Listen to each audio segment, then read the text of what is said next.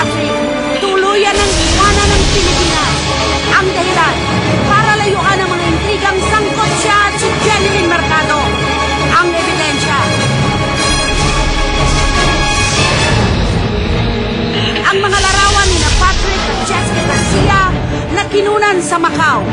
Dito, nagbakasyon ang magkapatid bago umalis ang aktor papuntang Amerika. My dad was in Macau and I was supposed to be with him.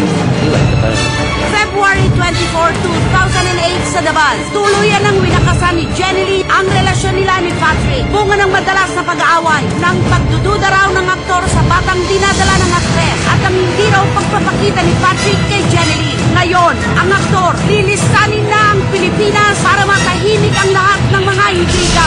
Ang opisyal na dahilan, ang pag-aaral niya ng directing sa New York University. Kailan alis? Sa Sunday, 4 a.m. Sino kasama mo? My mom. Why are you suddenly leaving?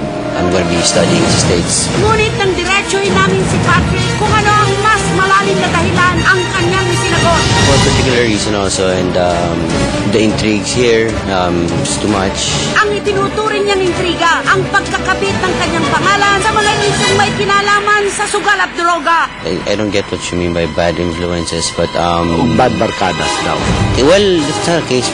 Ayon sa ilang informante, ang pangangayayat daw ni Patrick ay dahil sa sama ng loob sa lahat ng kanilang pinagdaraanan ni Jeneline.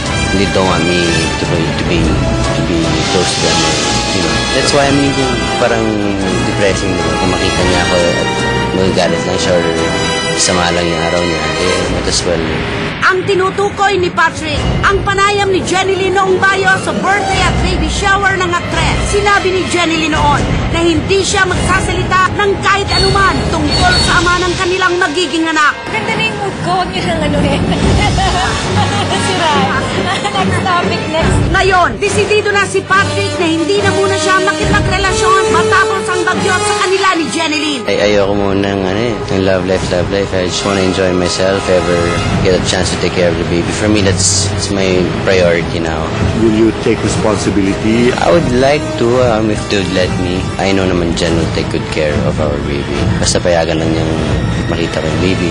Wala na akong reklamo. Okay na yun.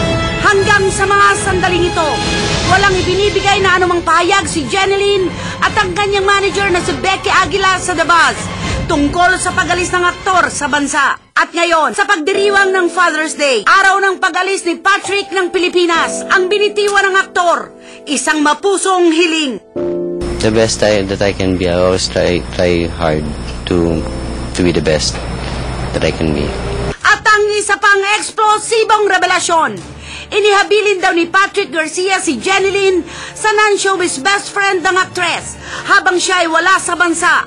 Desisyon din niyang magbalik ng Pilipinas sa Setyembre para dumalo sa kasal ng kanyang kapatid na ikakasal kay Doug Kramer. For my sister's wedding, sometime September, but no exact date.